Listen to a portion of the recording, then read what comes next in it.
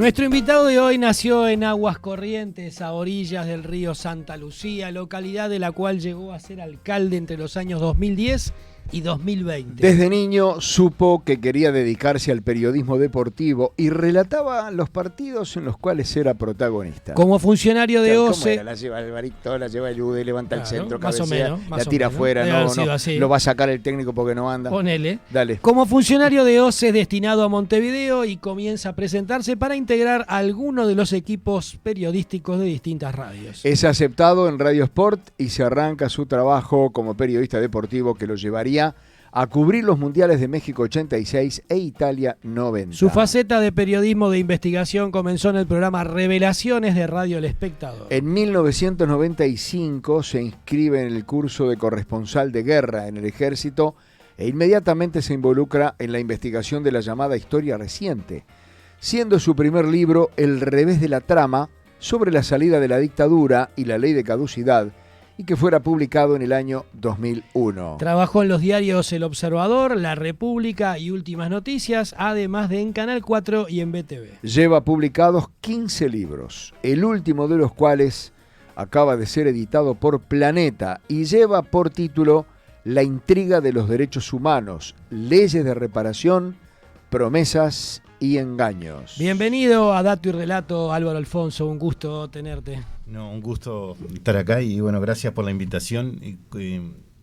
Una precisión, son 17 libros, porque Bien. este año salió uno en Argentina que lo publicó Infobae sobre el tema del golpe de Estado en Uruguay, que se llama El golpe de todos. Es un libro que está en internet. En realidad, Infobae publicó este año un libro sobre los golpes en Chile, en Argentina y Uruguay. Y bueno, y en este caso me contrataron a mí para que de Uruguay hiciera lo pueden bajar el libro en la página de Infobae de Argentina. Permitime, Esteban, que yo cuente algo que no estaba en la biografía. A Alvarito Alfonso lo conocí allá en la década de los años 80, cuando éramos compañeros, en aquel momento Radio El Espectador y Radio Sport. 81. Exacto, Radio Sport y Radio El Espectador eran la misma cosa, compartían piso, solo que tenían estudios diferentes. Y él allí, el departamento de prensa de Radio El Espectador se nutría con las informaciones del deporte que daba la gente que estaba en Sport. Claro. Entonces compartíamos, éramos compañeros de laburo. Y ya en aquel momento él no solo pintaba como buen relator, que además nos hacía escuchar relatos de jugadas así de la nada, ¿viste? De repente estaba todo el departamento de prensa en silencio y se escuchaba alguien que relataba una jugada y hacía un gol o un doble. O sea que siempre fue medio loquito, sí, eso quiero decir. Sí. Después con el tiempo se fue curando y agarró la parte seria y empezó a escribir libros. Un placer, Álvaro, de verdad. Yo nunca te perdí el rastro, pero tampoco nunca te volví a ver. Sí, bueno, nos encontramos en alguna comida de la radio, sí, claro, ¿no? Seguro. Y a veces nos cruzamos. Exacto. Y en el espectáculo de Lucas Hugo, que estaba terminando el libro. Es verdad. Con la biografía de él. Es verdad. Que tú fuiste el que condujo el espectáculo. Exacto. Bueno, bienvenido de verdad. Bueno, muchas Álvaro. gracias. ¿Y te acordás cómo decidiste escribir el primer libro? Porque no es fácil meterse, embarcarse en decir voy a escribir un libro. Porque además tenés tremenda exposición después. Sí. Lo que está escrito queda escrito y podés recibir 1 millón de críticas y mira que esto no fue así. O sea, es un compromiso, ¿no? Sí. La culpa la tiene Radio El Espectador. ¿Sí? Y el turno que tenía de 19 a 1 de la mañana. Que no hacías casi nada. No, claro. Sí, no, así hacían, sí, porque muchas veces los informativos tanto de las 21 como de las 23 eran muy importantes. El de las 23 era uno de los más pesados. Era el notable de la noche. Exacto. Y estábamos en plena dictadura. Cuando salía veía cosas y dije, bueno, algún día hay que contar esto, ¿no? Mirá. Y bueno, y ahí como que fue el comienzo, pero entendí que debía estar preparado para eso y hablar con todos. Y bueno, ese curso que tú mencionabas y después los contactos, incluso cuando Raúl Sendic sale en el 85 de prisión, a la semana más o menos, lo entrevisto. Él no podía hablar, pero le hice las preguntas por escrito que las contestó, pero sí fui a la casa de su hermano, ahí muy cerca ahí de la radio, en la calle Gido, y bueno, ya ahí empezó todo este negocio. Ahí viste una beta importante. Sí, no, y además la culpa también la tienen los profesores de historia del liceo, porque pasaba con muy buenas notas. Claro. Y me encantaba, siempre me encantó la historia. Mirá. Y especialmente poder contar la de nuestro país. Claro. ¿Y por qué? A ver, yo cuando uno ve historia reciente y hay una enorme cantidad de libros, muchos de ellos de distintos periodistas, otros con entrevistas a distintos protagonistas de aquella época, y cuando uno piensa que ya está todo escrito, todo dicho sobre esos 13 años, o quizás llevemos el periodo a 20, siguen apareciendo cosas nuevas. ¿Qué es lo nuevo que hay en este último libro tuyo? Bueno, en realidad la historia de Uruguay se sabe entre el 3 y el 5%, ¿no? Lo real. Después podemos inventar, o se inventan muchas cosas, ¿no? Incluso hasta de la propia cátedra universitaria, que se dice que los Tupamaros aparecieron en el 68. Hay un profesor de historia que lo dice, muy reconocido y que ha escrito libros. Bueno, el libro tiene 5 capítulos. En el primero, directamente sobre las leyes de reparaciones, que al final, que son varias, porque todo el mundo enfoca en la ley 18.033, y todo el mundo apunta hacia el MLN, cuando en realidad los que cobran esa reparación pecuniaria, que ya al final de este gobierno, el Estado habrá aportado unos 550 millones de dólares. ¿Desde cuánto? Desde el año 2006, desde que se aprobó la norma. ¿Cuánto? ¿500? 550 millones de dólares. Ajá. Son cifras oficiales por un pedido de información pública que hice al Banco de Previsión Social en forma estadística. ¿Distribuido entre cuántas personas, perdón? Y hoy poco más de 2.000 están cobrando según los números oficiales del BPS. Pero quería decir que no es el MLN solamente que cobra, sino que también favorece a miembros del Partido Comunista, del Partido por la Victoria del Pueblo y de otras organizaciones de izquierda. Es decir, porque todo el mundo apunta a un lugar y ese lugar es directamente compartido. Es más, yo tengo la lista de los que cobraron. Nunca la publiqué hasta ahora, pero he publicado algunos nombres porque tienen mucha posición política en determinados asuntos y entonces los he publicado. ¿Hay un promedio de cifra? ¿De cobro? ¿Cuánto Sí. cobra cada uno? Y más o menos son $1.500 Por de mes. promedio, sí, a lo que está el dólar hoy, Ajá. por mes. Como reparación por hechos que... Claro, pero ahí está la cosa. La ley 18.033 abarca a aquellos que estuvieron presos, exiliados, etcétera. Digamos que fue lo grueso de lo que ocurrió en la dictadura sobre los que estuvieron, digamos, en el primer escalón, ¿no? Uh-huh. Pero después hubo mucha gente que a través de la ley 18.596, una ley que induce en su artículo 2 a que la dictadura empieza el 13 de junio de 1968, cuando el presidente Pacheco Areco aplicó las medidas prontas de seguridad.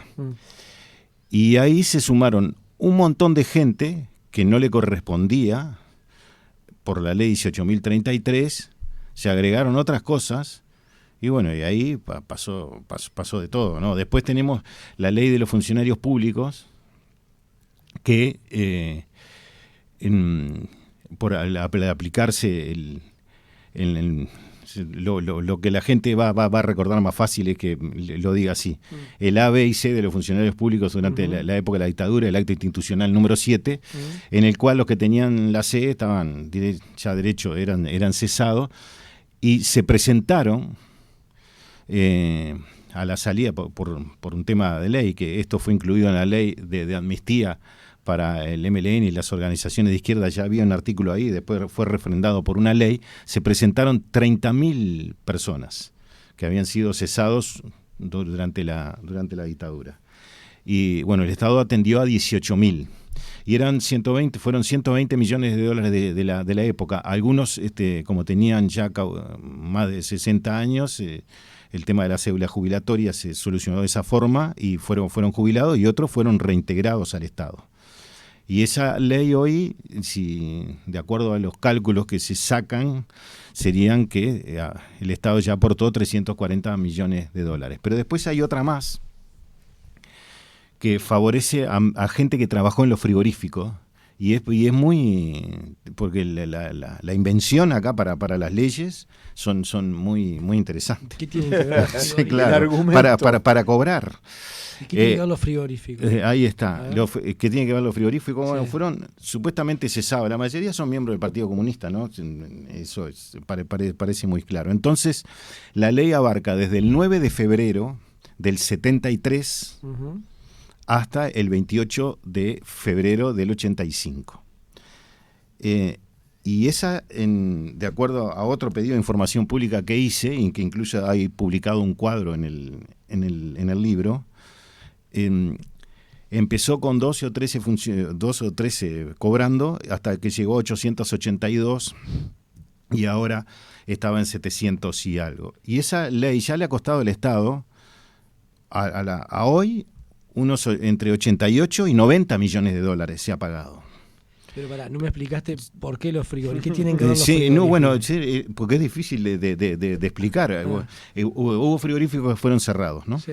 Entonces fueron cerrados durante la dictadura. Y allí seguro, como si fuera una medida política. Seguro, claro, como una ahí está, como una especie de medida política. Pero lo más insólito de esto es que fue interpretado la ley, el BPS interpreta la ley el BPS, no el Parlamento.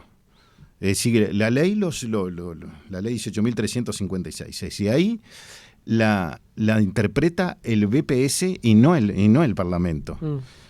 Entonces hay reuniones en el Ministerio de Trabajo y hay informes de los propios técnicos del BPS que no se animan a decir cómo pagar esta situación.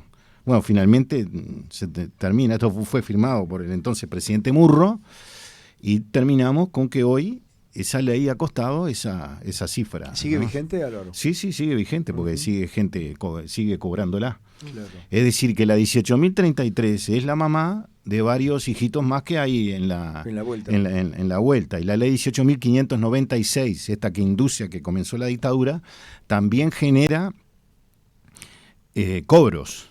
Y por ejemplo, el ministerio, esto es insólito, ¿no? El Ministerio de Economía y Finanzas no sabe a quién le paga, no sabe los nombres de las personas que cobran. Es decir, que genera los créditos, sí, y el dinero va al Ministerio de Educación y Cultura. Entonces nosotros pedimos un pedido de información pública al Ministerio de Economía, y lo que nos responden es que nosotros no sabemos, generamos los créditos, los pasamos allá, ni cuánto pagamos, ¿no? Bueno, y el Ministerio de Cultura es el que transfiere el dinero a esos beneficiarios. A los supuestos beneficiarios es el Ministerio de Educación y Cultura, y allí hicimos un pedido de información pública y nos dijeron que no saben quién cobra tampoco. Pero cuando transfieren, ¿cómo no saben? No quieren dar los nombres, digo, pero eso es una cosa, porque tienen todo el derecho a no dar los nombres. Digo, eso digo, no. Para acceder a información pública hay que acceder en forma estadística y no buscar el nombre ni nada, porque acá la culpa no la tiene el que cobra, sino los parlamentarios que votaron las leyes, ¿no? Y que pusieron todo este entrevero que se ha hecho. Entonces, esa ley, hasta que hicimos el pedido de información pública, que fue hace más o menos un año, eran 15 millones de dólares que se habían abonado. Pero allí cobraban familias, entonces lo otro, y cobraban varios de la familia. Por ejemplo, el tema de las chicas de abril, las llamadas chicas de abril, agregaron 2 casos más, 2 miembros del Partido Comunista, que no está en el libro, yo no lo puse porque... pero ya eso salió $1.188.000. Pero hubo pagos, algunos medios insólitos, de que le pagaron a las familias $15.000 por traslados, supuestamente al 14, no sé qué, ¿no? Esto se ha convertido directamente, podemos inferir que esto se convirtió ya en un negocio, ¿no? Yo pensaba eso mientras te escuchaba, sí, ¿no? Claro. Tremendo negocio. Sí, bueno, al final del actual gobierno, el Estado habrá aportado 1.000 millones o un poco más de 1.000 millones de dólares por pagos de indemnizaciones. En el libro está ley sumando todas esas leyes. Claro, sumando todas esas leyes, pero hay algo más. Tal vez haya indemnizaciones, Álvaro. Sí, claro. Que ni con el triple no. arreglas algo. Bueno, yo como pero empieza, debe haber un montón sí. que se subieron al camión y van claro, en el camión. claro, es lo que ha pasado. Pasa, claro, es lo que ha pasado. El tema de la generalización, el ¿no? propio Fernández Huidobro, que no optó por eso, incluso le dijo a su familia que no optara, él entendía que sí, que había que atender a situaciones particulares de aquellos que... Exacto. Pero decía una frase: yo no me hice Tupamaro para que el Estado después me atendiera, me pagara una jubilación. Claro. Es más, hay un reproche, porque había distintas organizaciones y hubo gente que reprochó a uno de los principales de una de esas organizaciones diciendo que hicieron la revolución para la jubilación. Claro. Pero hay algo más. Aquellos que fueron traídos en julio de 1976 de Buenos Aires, en el llamado primer vuelo, que fueron 24, la mayoría, casi todos del Partido por la Victoria del Pueblo, ha pasado una cosa insólita. Ellos estuvieron detenidos en Orleti durante 12, 13 días, 14 días, que tuvo uno solo 40 días. Cuando vinieron acá, está relatada en el libro todo el proceso, la negociación, porque negociaron con los militares. Hubo una negociación que comandó Gavazo directamente con ellos. Finalmente los pasan a las mujeres al penal de Punta de Rieles y a los hombres, algunos al penal de Libertad. Y bueno, y ellos cobraron acá y cobraron ahora en Argentina. Ahora no, ya habían cobrado en Argentina. Es decir, que en Argentina, son muy buenos los argentinos, ¿no? Le pagaron por los 14 o 40 días que tuvieron presos allá, más los años que tuvieron presos acá. Ajá. Y acá cobraron por los años que tuvieron presos acá. O sea, varios de ellos. 2 veces por lo mismo. Argentina pagó las dos veces y acá una. Seguro. Por los mismos días. Ahí está. Y hay una denuncia penal en la República Argentina contra todos los miembros del PVP que cobraron, porque en Argentina es delito. Claro. Eso. Y bueno, no sé cómo va a terminar, pero la denuncia va avanzando y se está sustanciando. Mira. Ese es uno de los capítulos. Ese es uno de los capítulos. El capítulo 2 habla de las promesas que hicieron en el año 85 el Partido Colorado y en el 2005 el Frente Amplio de que ningún militar iba preso. Y ahí hay un montón de vaivenes de cosas, por qué fueron presos, por qué no fueron presos en el 85 y por qué sí en el 2005. Claramente, al no otorgar la información al Frente Amplio que se pedía, terminó con que fueran presos, pero la intención del propio Tabaré Vázquez cuando asumió el poder, y todo esto, que el que quiera desmentirlo no lo puede desmentir nunca esto, ni nadie lo puede desmentir, era que no iba a ir nadie preso, pero querían información sobre el tema de los desaparecidos y el caso de la nuera de Helma. Básicamente esas cosas. Pero hubo un montón de promesas. Y a partir de eso hay una carta publicada acá en el libro que la última vez que hablé con Gavazo me entregó esa carta, que yo no la conocía, que es del 13 de diciembre de 1986, es decir, 9 días antes de votarse la ley de caducidad, donde le comunica a Medina, que era el comandante en jefe, por carta, que no se iba a presentar a declarar, pero no porque no quisiera la justicia, no presentarse ante la justicia, sino porque tanto el entonces, según su carta, el expresidente Sanguinetti y varios generales le habían prometido que no iban a ser juzgados por combatir la subversión.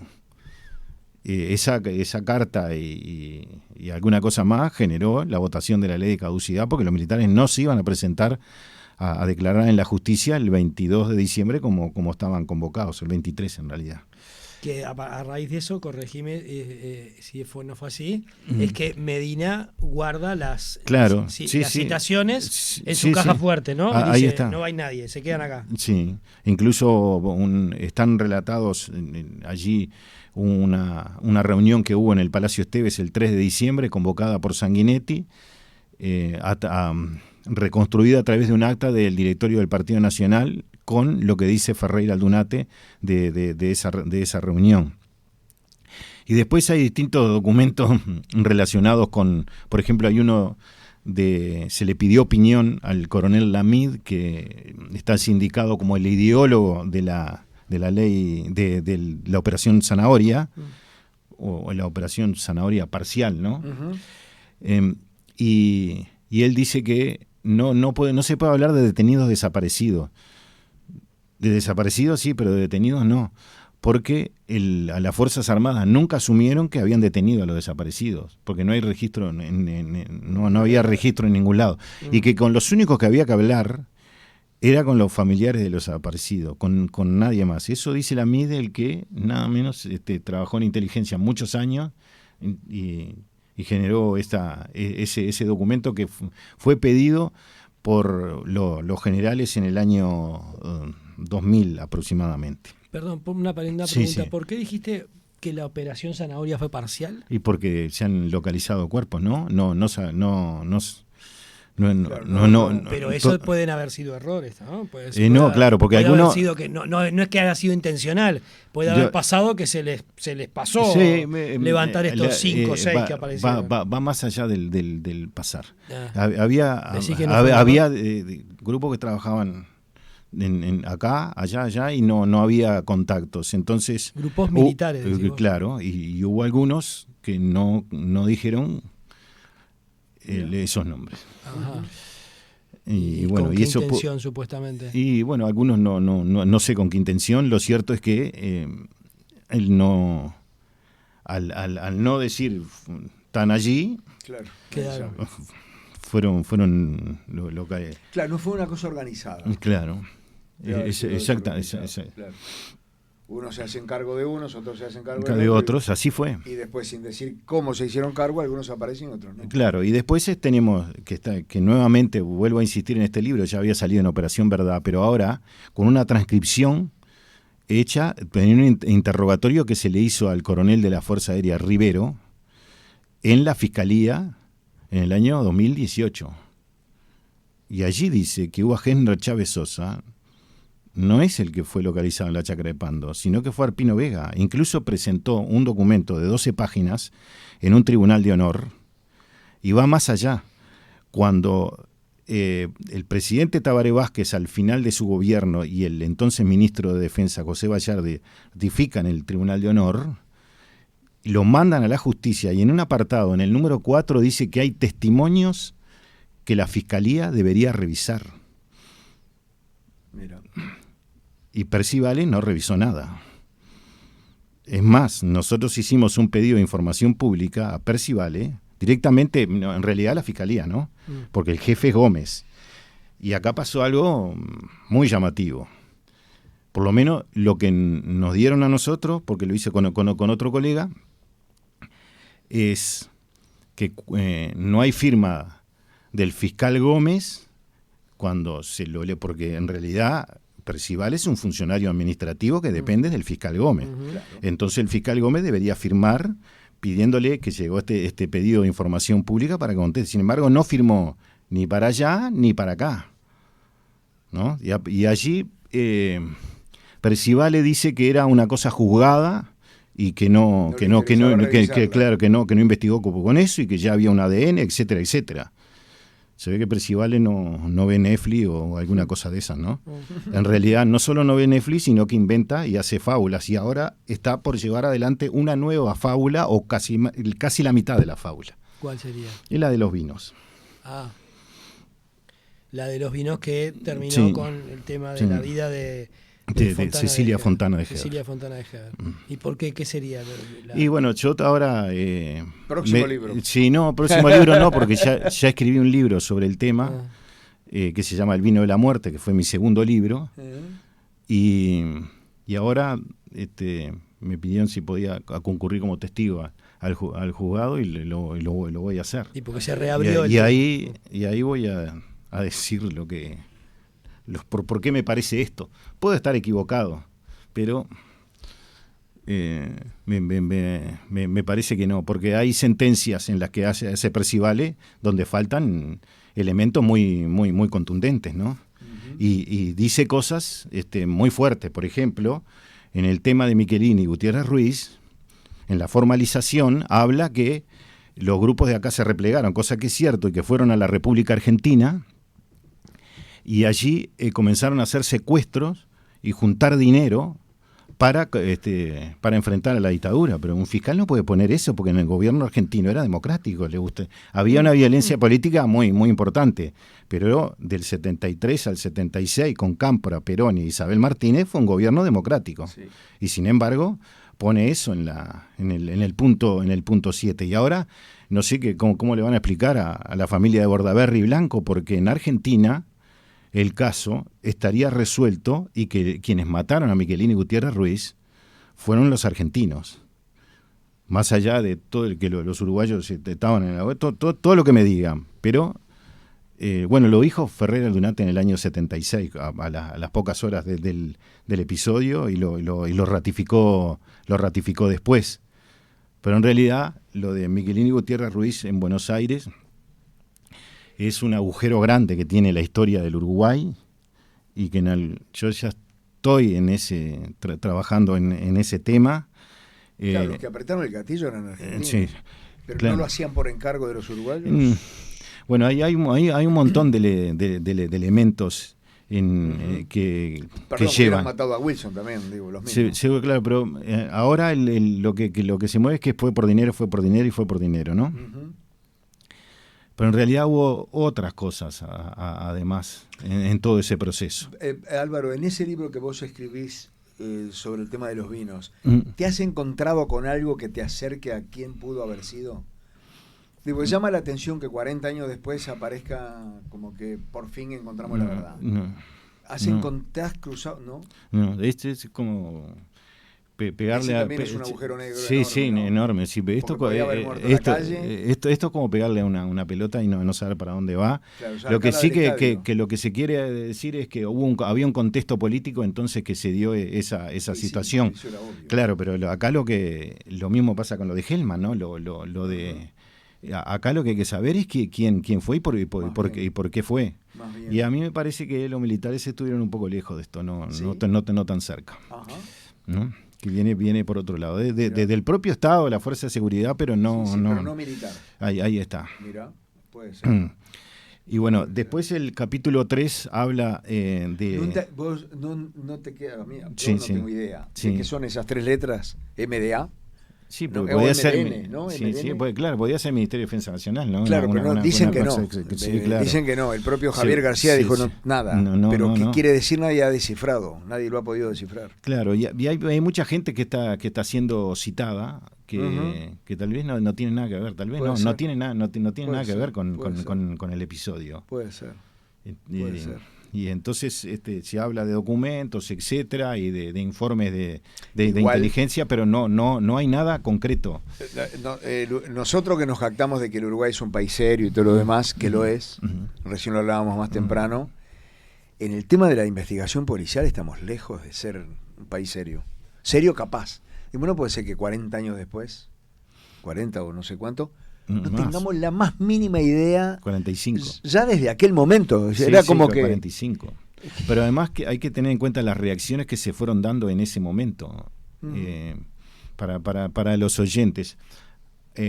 Había un fuerte rumor que Aparicio Méndez iba a ser cesado como presidente de la República, un civil, y que se iba a formar un triunvirato en el cual iba a ser integrado por un miembro del Partido Colorado, un miembro del Partido Nacional y supuestamente por Gregorio Álvarez, de parte de los militares. Álvarez, y allí, blancos y colorados. Seguro. Allí se iba a hacer un gobierno de transición y llamar a elección, y se volvía otra vez a la democracia en Uruguay.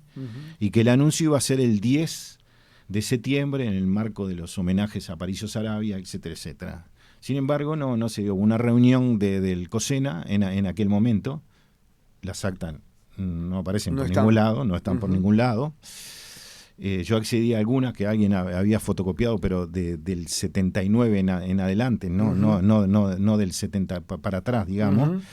Y bueno, finalmente ese episodio no ocurre y sigue. Y no se da el triunvirato. No se da el triunvirato. pero se da este episodio. Sí. Digo, ¿por qué querían supuestamente descabezar a las cabezas del Partido Nacional? Sí, porque allí estaban en la calle y Carlos Julio. Sí, no, en realidad el triunvirato del Partido Nacional era Carlos Julio Pereira, Mario Heber y Dardo Ortiz. Ujú. Y la botella no fue a Dardo Ortiz, sino que fue la tercera, la resta fue a la casa de la calle. Bueno, hay una teoría, que puede ser que sí, que como estaba alejado la entrada de la calle al domicilio de Ortiz, era muy difícil. En cambio, en el otro lugar, en la calle... En la de Ortiz, en la calle, que era la puerta de la casa. Claro, y además en la calle que venía como emergiendo, como una figura una joven nueva figura. dentro del Partido Nacional. Lo que hay que saber acá es el tema de las huellas que tenía la botella. Y claro. Y ahora dicen que hay elementos que permiten saber cosas nuevas, y me pregunto, ¿en ese momento no había huellas dactilares? No se podía investigar eso es raro. Pero si en aquel momento la policía, si encontraba algo, le tenía que poner una lapicera y dar vuelta a eso y llevarlo y no tocarlo para que no tuviera la huella. Pero además, la policía en aquel momento había establecido que aquellos que intervenían directamente en la investigación podían aparecer sus huellas en elementos que se encontraran. Claro. Porque era obvio, no es igual que la película de hoy. Estamos hablando hace 45 años atrás. Álvaro, más allá de que nos quedan poco tiempo y nos quedan 2 capítulos todavía para que nos cuentes de qué va, ¿cuánto hay de dato y cuánto hay de relato en todo lo que es la historia reciente de nuestro país? Y involucremos historia reciente todos los... El golpe de Estado, el tiempo de dictadura, los años sucesivos. Sí, y bueno, hay mucho relato y poco dato, ¿no? Da la sensación, ¿no? Sí. Y se ha escrito, ¿no? Lo que trato es que los libros que estén todos documentados, que sean todos documentos y que aparezcan documentos de todos lados. El cuarto capítulo es un título, es la salida de Manini del gobierno como comandante en jefe del ejército y todas las transcripciones y las grabaciones que tomaron los interrogatorios que hizo la Fiscalía de Flagrancia desde Tabaré Vázquez hasta todos los generales. Allí está ese capítulo 4. Perdón, ¿llegaste a la conclusión de por qué el único acusado por Fiscalía fue Guido Manini Ríos y no fue el expresidente Vázquez ni tampoco el secretario de la Presidencia, cuando los 3 habrían cometido el mismo delito, que fue tener un tiempo más o menos largo esas actas sin presentárselas a la justicia? Está en el libro y es lo primero que pongo. A la única conclusión que llegué es que el Frente Amplio no puede explicar por qué entre el 19 de febrero y el 30 de marzo, hasta que el periodista Leonardo Abercon publicó las actas de Gabazo, no pasó esto a la justicia. Porque allí había algo con el tema del segundo vuelo, porque el gobierno del Frente Amplio quería que el ejército admitiera el segundo vuelo y el Tribunal de Honor no lo admitió, lo enterró directamente, y se supone, algún compromiso con la Corte de Asís, con los italianos, no se sabe por qué tema, pero había un compromiso y había que ir con el tema del segundo vuelo, y eso fue un fracaso directo para el gobierno del Frente Amplio. Están las declaraciones del doctor Toma en esto. Y después la pregunta que me surge de eso es, ¿por qué? Está bien, más allá de esa pregunta que no tiene respuesta, ¿no? O todavía no sabemos la respuesta. Pero ¿por qué el fiscal solamente acusa a Manini Ríos y no acusa a Vázquez y a Toma? Si habrían cometido el mismo delito. ¿Por qué el fiscal hace eso? Hay todo un ¿Es una cuestión sesgada? ¿O qué? No, hay todo un proceso. Cuando se reúne el Tribunal de Honor, son 3 generales. Sí. Le preguntan a Gabazo y Gabazo dijo sí. Y bueno, él hablaba del caso Comensoro. Ahí se para, van a hablar con Manín y dicen, déjenme ver a ver qué hacemos. Pasa una semana y ahí, bueno, sigan. ¿no? Según Manini, por orden del ministro. Sí, querían detener, sí, es así. También porque está documentado eso. ¿El qué decís? La orden del ministro, ahí está. Bueno, siguen con el Tribunal de Honor y después...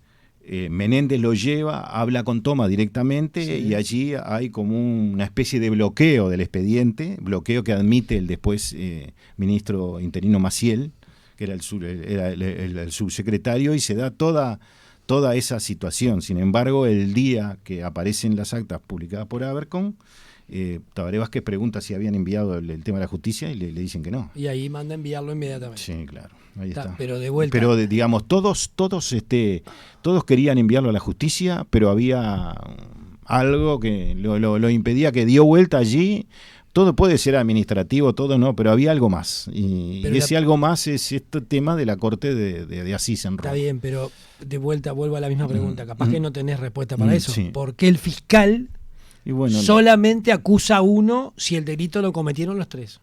Esa es la pregunta que... Y bueno, ahora que el fiscal debería decir por qué apuntó solamente a uno cuando la responsabilidad directa es primero el presidente, después el ministro y después el comandante en jefe, ¿no? Lo cierto es que nadie lo envió ni los generales ni Manini podían salir a la cosa porque dependen directamente del mando, y en este caso del ministro de Defensa y de la cosa. Pero además Manini había hecho un documento censurando a la justicia, que lo que le costó lo que termina con su destitución. Seguro, claro, directamente.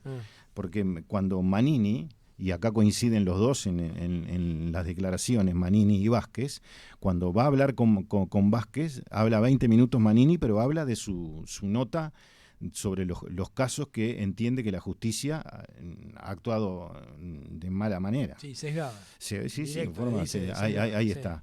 Bueno, y entonces cuando termina, Vázquez le dice, ¿terminó? Sí. Manini le dice, bueno, yo no le voy a crear un problema, yo voy a dejar el cargo, no sé si hoy, en una semana o en un mes. Y Vázquez le dice, ¿terminó? Sí, bueno, no, está cesado a partir de ahora. Ya no es más el comandante. Eso es lo que dicen los dos en la declaración. Sí, coinciden directamente. ¿No? O sea que ahí uno supondría que es verdad, porque si los dos coinciden. Sí, no hay con distintas palabras. Acá no aplica el alguien miente. No, seguro, claro. Sí, con distintas palabras, los dos en su declaración admiten que lo que yo relaté ahora fue así. O sea que Manini entonces en el fondo tiene razón. Cuando acusa al fiscal de por qué le dice a él solo que es el que cometió un delito y a los demás no. Pregunto. Sí. Bueno, ahí hay todo algo muy político de fondo que tendría que haber participado directamente corriendo el expediente dentro del ministerio para saber bien cómo fue y por qué entre el 19 de febrero, cuando se conoce esto, y el 30 de marzo, no se mandaron los elementos a la justicia. Uno de los argumentos fue que si se mandaban a la justicia, la cosa iba a ser que los abogados de los tres que estaban siendo juzgados en el Tribunal de Honor, Gavazo, Silveira y Maurente, intervinieran y entonces se iba a estirar y el gobierno tenía que presentar algo en la Corte de Asís que era lo del segundo vuelo. Porque el Tribunal de Honor empieza en el 2015, una orden de Fernández Huidobro por el tema de tratar de saber y comprobar lo del llamado segundo vuelo. Y el capítulo 5 habla del tema de Hellman. Y también acá tanto la justicia argentina como la justicia uruguaya está totalmente en el debe, porque aún hoy, pasados 23 años, no le han dado una respuesta, en este caso, a Macarena Hellman. Porque lo que pasa es que se apuntaron a escribir de hojas y hojas sobre el Plan Cóndor y en realidad no a contestar las preguntas que deberían hacerse para resolver este caso, porque tuvieron tanto la justicia argentina como la justicia uruguaya todo a mano, porque los supuestamente involucrados los tenía la justicia argentina en su país, que eran los de Automotores Orletti, y los de Uruguay lo mismo. Y sin embargo, no hubo respuesta porque no hubo preguntas. Y en nuestro caso, en la justicia argentina, en el mismo expediente dice que Macarena Hellman nació en Argentina, en la página 73, ¿sí? y en la 2582 que nació en Uruguay, en el mismo expediente. Es decir, que se ve que se arrepintieron más adelante que no había pasado. O no lo instruyó la misma persona. Nosotros hacemos un montón de preguntas y hay unas cosas que es desconocida.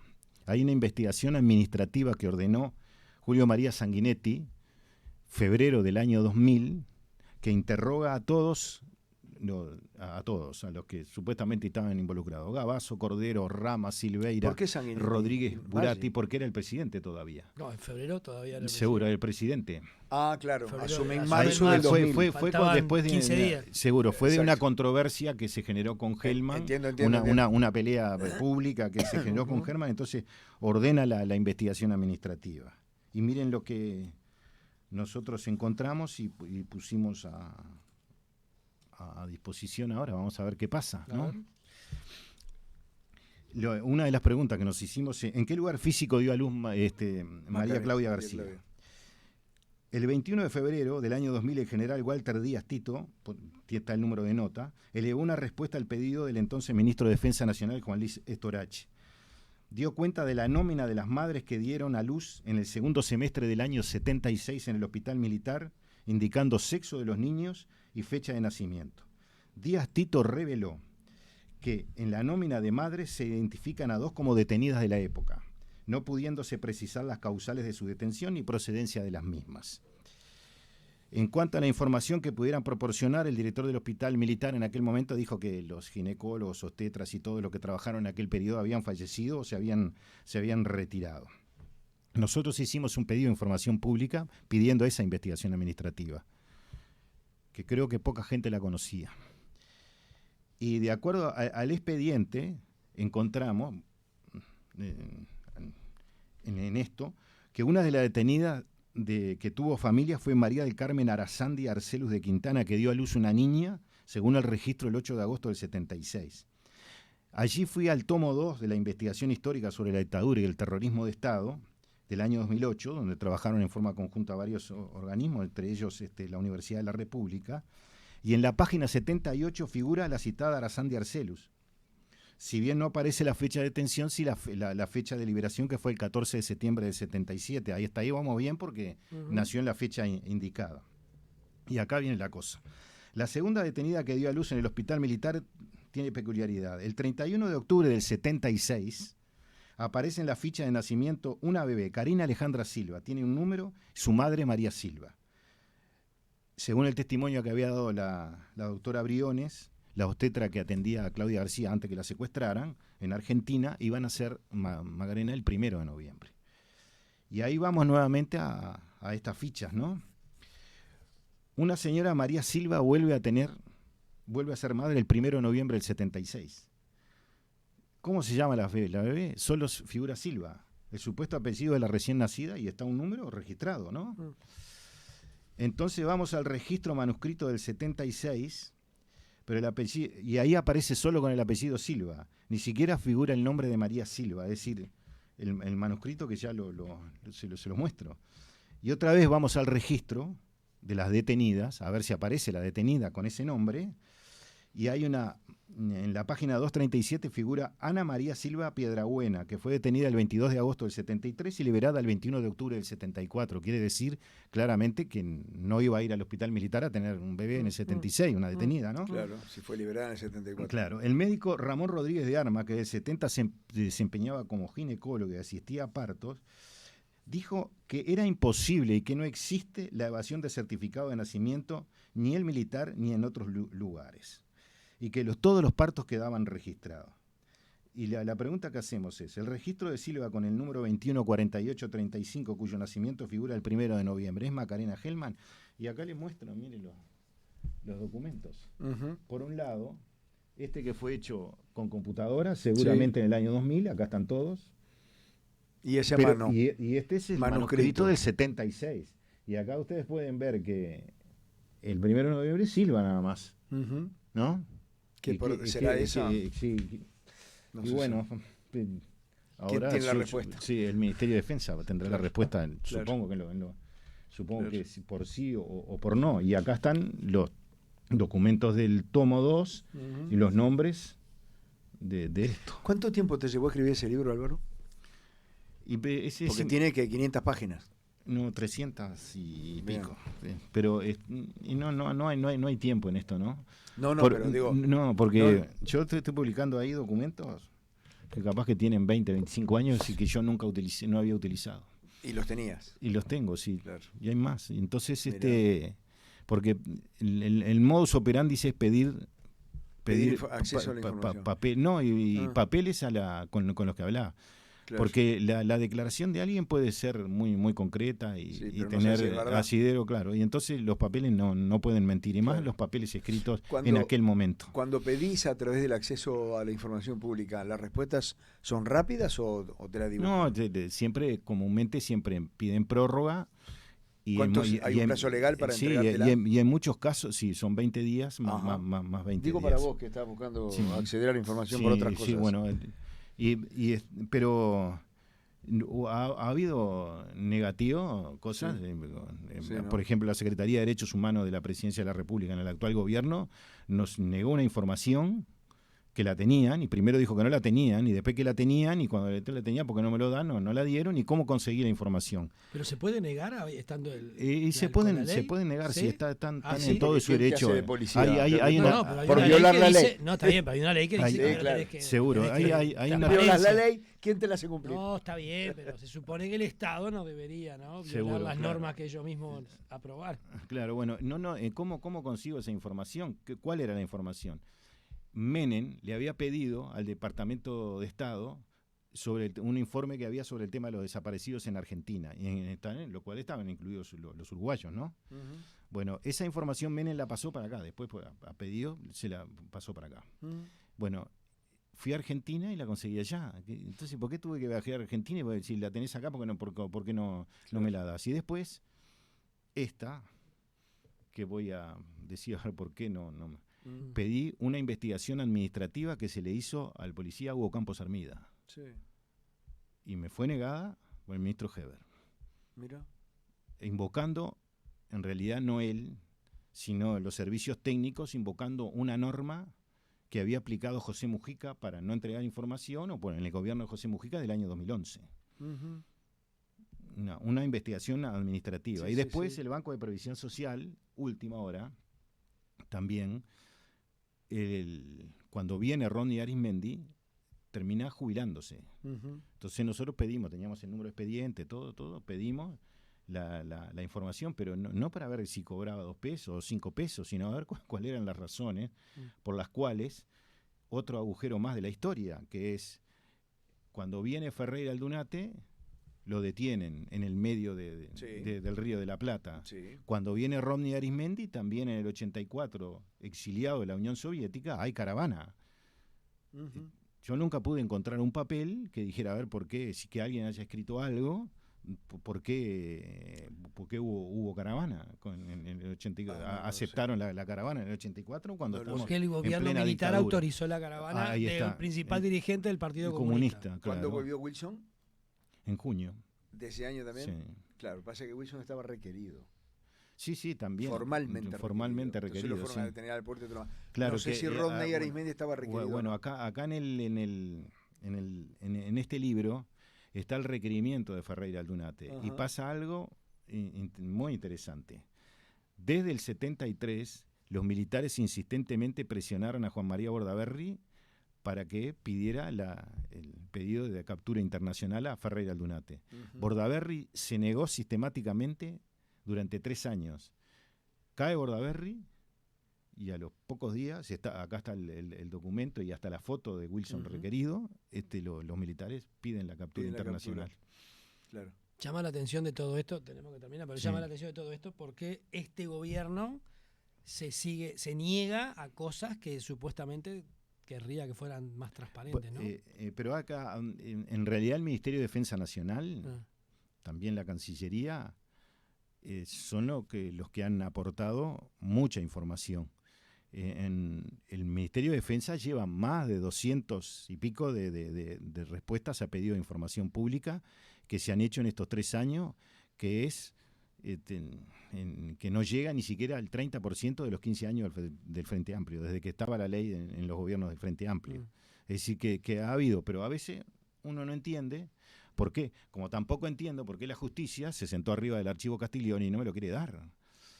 Claro, porque está sentado arriba de la justicia. Y si usted ve, acá está toda la documentación en la cual en un momento llegamos a que hay un pedido de una comisión investigadora del Parlamento por el tema del archivo Castiglioni y la justicia no se lo da, y sí se le da información a los familiares de los desaparecidos. Los familiares de los desaparecidos recibieron 170 cajas o 170 elementos del archivo Castiglioni. El sindicato de Antel, porque al parecer había un buchón durante la dictadura que lo querían descubrir después, ahora, porque saltó ahora con el archivo Castiglioni, también le entregaron información. Y después había cintas magnetofónicas que eran, desde el 68 seguro en adelante, con muchas escuchas telefónicas de parte de la policía, que deben ser esas. Yo tengo los índices del archivo, ¿no? Y allí están registrados los hechos más importantes del Uruguay. Por ejemplo, el 60% de estos agujeros de la historia hay información. Sin embargo, no se entrega. ¿Y quién tiene esto? Una oficina que está en la Ciudad Vieja, que se llama Projumi, y en la cual su directora es Elba Rama. ¿Quién es Elba Rama? Fue traída en el segundo vuelo, el Partido por la Victoria del Pueblo, y están todos los expedientes de la justicia militar allí. Los militares fueron muy inteligentes en este caso, porque la verdad que no entiendo esto que pasó. Entregaron los expedientes y no hicieron copia. O sea, están los originales y la única copia está ahí. Y supuestamente están las originales, ahora ya se habrá copiado. Sí, claro. Pero, y bueno, y allí hay una... ¿Y eso está ahí bajo la dirección de esta señora? Claro, eso está es ella la que decide para acá. Y acá hubo un no digo manipuleo, pero acá hubo toque con el tema de los archivos, ¿no? Nosotros acá comparamos con un cuento de Cortázar, con La casa tomada, estos episodios. Pero en algún momento el fiscal Pacheco dijo que era un año, que por qué no se liberaba. Claro. Y sin embargo sigue sin liberarse. Y tampoco entiendo por qué el Frente Amplio se niega a que se liberen los archivos. No entiendo. Bueno, ellos dicen que es porque hay informaciones que han sido información confidencial para alguna familia. Y que fueron algunas declaraciones hechas por apremio físico. Eso es lo que dice el Frente Amplio. ¿No? Álvaro, ¿seguís viviendo en Santa Lucía? No, yo vivo en Montevideo. Lo dice en Montevideo. Sí. Pero Santa Lucía sigue en tu corazón. En Aguas Corrientes, en realidad, ¿no? En Aguas Corrientes, es verdad. Sí. Pero es ¿qué hay? Un pedazo de tierra. ¿Y allá qué hay? ¿El corazón y qué más? ¿Hay algo más, no? No, está la OCE. Pero vos estás acá con la familia. Sí. Bien. Pero fuiste alcalde de Aguas Corrientes, ¿no? Sí, 10 años. Mira, ¿y cómo está Aguas Corrientes? Bueno, cuando nosotros lo asumimos, tenía 18% alumbrado público, lo dejamos en 100 en 7 años. Construimos un centro de salud que no había en Aguas Corrientes. Hay un apoyo importante al deporte. Se hizo en el Club Atlético Aguas Corrientes, se iluminó la cancha, quedó como una de las 3 mejores del departamento. Se hizo un estadio de baby fútbol. Mira. Y un salón de los botes para los remeros, que hoy no sé cómo habrá salido Julián Cabrera, pero disputaba la final en el Panamericano, que es de Aguas Corrientes. Es allá el Club Náutico. Mirá. ¿Y vos seguís siendo hincha nacional? Y devoto. Gracias por la compañía. No, por favor. Gracias, Álvaro. Mucha suerte. Que pases bien. No, por favor. Hacemos una pausa, estimado. Señor, bien. Y nos vamos a Rocha. 4:30 de la tarde. Pausa. Con Alejandro Corcho. Exacto. Pausa y hablamos de la muerte y de otras hierbas. Dato y relato. Se teme lo que se desconoce.